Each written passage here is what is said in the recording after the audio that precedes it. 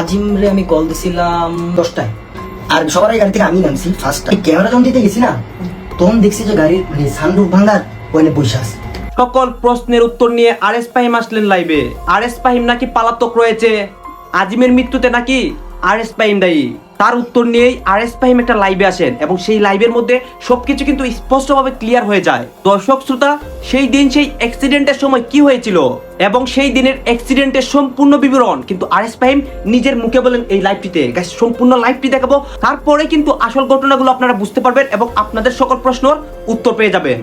এই যে দেখেন আরএস ফাহিম কি বলতেছে। আজিমরে আমি কল দিছিলাম 10টায়, 10টায় দিছিলাম। 10টার পরে ও তো একটা ইভেন্টে ছিল, ইভেন্টটা হচ্ছে বনানীতে, নেভির একটা ইভেন্টে ছিল। তো বলছিলাম ভ্লগে যেতেছি, তুই কি যাবি কিনা? বলছি হ্যাঁ ভাই যাবো। তো এরপরে ঘটনার যেটা ঘটলো, আমরা গাড়িতে জায়গা না হওয়ার কারণে আমরা বলছি কি যাওয়া দরকার নেই। পরের ফোনে আমি বলছি থাক, যাওয়া দরকার নেই। পরে বলছে না, আমার চাইতে হবে। 12টা 5 আমি রিসিভ করছি, আমার ফোনের মধ্যে ফুটেজ আছে 12টা 5। তো 12টা 5 মানে মইন লাস্টের তুই পরে ফোন দিছিলি যে ও মন খারাপ করছে, ওরা নিতেছি না কেন? কজ আমি মানা করে দিছি, একবার বলে আমি মানা করে দিছিলাম। মানা করাটা যদি মানা করেই থাকতো তাইলেই সব ঠিক ছিল। ও তখন মেসেজ পাঠিয়েছে যাওয়ার জন্য। তারপর মইন আবার ওরা ফোন দিছে।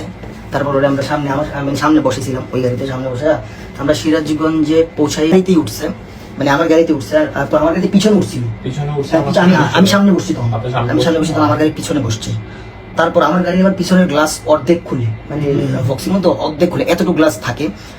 ওর আবার হাত বাইরে এখান দিয়ে। তো ওর বলতেছে ভাই আমি সামনেরটাতে যাই, সামনেরটাতে যাই আমি উপরে দিয়ে ভিডিও নিব, কারণ ওইখানে একটা ওই যে ইয়া ছিল, উইন্ড মিল যে বড় বড় পাখা আছে টারবাইন গুলো, তখন আলো হয়ে গেছে। তো ওই টারবাইন গুলোর ফুটেজ নেওয়ার জন্য ওইখানে উঠছিল। মানে যে ব্রিজটাতে আমরা মানে উঠলাম, ওই ব্রিজটার আসলে কোনো বোর্ড টোড ছিল না, মানে কোনো লেখা টেখা ছিল না, যেখানে একটা বড় মানে পিলার আছে। আর ওইখান দিয়ে গাড়ি মানে ব্রিজটা একটু উঁচা উঠা মানে বাম করে, মানে ওই সোয়ারদুর যে গাড়ি, ওই গাড়ি থেকে এটার গ্যাপ, ব্রিজের গ্যাপ হয়েছে এতটুক ছিল, মানে এতটুক। আর আমি যে গাড়িতে ছিলাম, আমার গাড়ির ছাদ পুরোটা বাইজা গেছে, মানে আমার গাড়ির ছাদ লেগে গেছে আর কি, ছাদ লেগে হ্যাঁ আমাদের গাড়িটা কতটুকু ওইটার ওই অ্যারাউন্ড থেকে মানে 6 ফিট, হ্যাঁ ওই উঁচা পর্যন্ত। ওই রেস্টুরেন্ট আমি এভাবে দেখা জাস্ট এভাবে তাকাইছি সামনে। তো ফার্স্ট অফ অল দেখছি যে আমি মানে ক্যামেরাটা উঠতেছে, মানে এটা হচ্ছে কি, এটা হচ্ছে জাস্ট ক্যামেরাটা। তো এটা জাস্ট দেখছি আমি আকাশে উঠতেছে। আমি বললাম যে, তখন আমি দেখছি যে জাস্ট ওই যে খাম্বাটার মধ্যে বাড়ি খেয়ে ভাবছি ক্যামেরা ভাঙছে। আর ও যখন এমনি উপরে তাকাইলো না, তখন আমি ভাবছি মানে ভয় পাইছে, ক্যামেরাটা ভেঙে বলছে। আর সবার আগে গাড়ি থেকে আমি নামছি ফার্স্ট, আমি নাইমা ক্যামেরা উঠে ওর হাতে দিতে গেছি, ওর কাছে, মানে আমি গাড়ির দিকে ওঠে। তারপর আর আমাদের গাড়ি পিছনের, মানে আমি যে গাড়িতে ছিলাম ওটার স্পিড ছিল মনে করেন 15, কারণ ওটা তো বার, ওটা এমনি লাভ দিয়ে উঠে তারপর এমনি বাইজাও যেতে পারে, যেহেতু আমার গাড়ি বেজে গেছে। তা আমি বাজা দিয়ে পরে গেছি, যখন আমরা হসপিটালে গেছিলাম তখন আমি গাড়ি নিচে দিয়ে ঢুকে দিয়েছি, মানে উপর দিয়ে ছাদ ঘষা খেয়ে গেছে আর কি পুরোটা। তো আর ওর গাড়ি থেকে এতটুকু গ্যাপ থাকে, ওরটা চলে গেছে। আর নিচে গুলো অনেক, একটা তো পিছনে ছিল অনেক, একটা গেছে। আর ওই যে একটা ল্যান্সার ছিল ওটার সামনে, তো ওই ল্যান্সারের ওই সামনেটা ওটা চলে গেছে। আমি ক্যামেরা যখন দিতে গেছি না, তখন দেখছি যে গাড়ির মানে সানরুফ ভাঙার ওখানে বসে আছে, মানে। আর ও কিন্তু গাড়ির সামনে ছিল না, ও ছিল গাড়ির পিছনে, উল্টা হয়েছিল।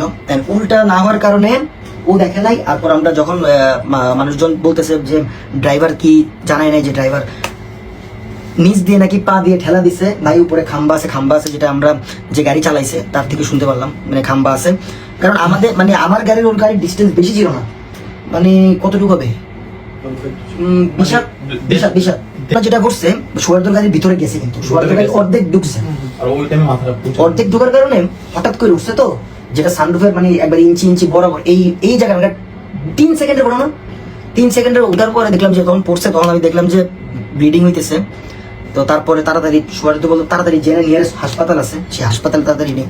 তো ওই হাসপাতালে নিল। আর আমার গাড়ির পাশ দিয়ে পিছনে ছাদ, কারণ আমার পিছনে একটা গাড়ি আছে, আবার সোয়ারদুর সামনে আবার আরেকটা গাড়ি। তো ওই ছাদ মেরে টান দিয়ে আমরা তাদের হাসপাতালে গেলাম, হাসপাতালে 4 তলায়, সিরাজগঞ্জ সদর হাসপাতাল, ওই হাসপাতালের ওই 4 তলা। তো ওরা তখন মনে ইসিজি করলো না, ইসিজি সাথে সাথে ইসিজি করলো। ইসিজি করার পরে ওরা আমার কিছু বলতেছে না, যখন আমি বললাম যে ভাই এটার কাহিনীটা কি একটু বলেন, আমরা বলে দিয়ে আসছি। আমাদের ফার্স্ট কমিউনিকেশন হচ্ছে আজিমের একটা বড় ভাই আছে, মালয়েশিয়াতে আছে, ওনার সাথে আপন বড় ভাই। তো ওনার সাথে আমরা কমিউনিকেশন করে সব কিছু যতটুকু ওনার দায়িত্ব, মানে উনি তো এখন আসতে পারতেছে না, তো সেই দায়িত্বটা যতটুকু আমাদের একদম করা দরকার শেষ পর্যন্ত আমরা করে আসছি, আর ইনশাল্লাহ সামনেও করে যাব, সেটা নিয়েও আপনাদের টেনশন করতে হবে না। তো এতটুকুই বলার ছিল আপনাদের সবাইকে। লাস্ট কথা যেটা হলো, মানে আমাদের প্রত্যেকটা স্টেপ আজিমের ফ্যামিলির সাথে শেয়ার করে প্রত্যেকটা স্টেপ আমরা আগানো হয়েছে। আমরা নিজেদের ইচ্ছা মতো বা আমাদের নিজেদের ইচ্ছা কোনো স্টেপ নেওয়া হয়নি। প্রত্যেকটা স্টেপ মানে আজিম ওখান থেকে হসপিটাল থেকে শুরু করে আজিমের বাসা থেকে শুরু করে এখন পর্যন্ত যত যা হচ্ছে সব আজিমের ফ্যামিলির সাথে প্রত্যেকটা স্টেপ বাই স্টেপ সব শেয়ার করে দেন আমরা আগাচ্ছি।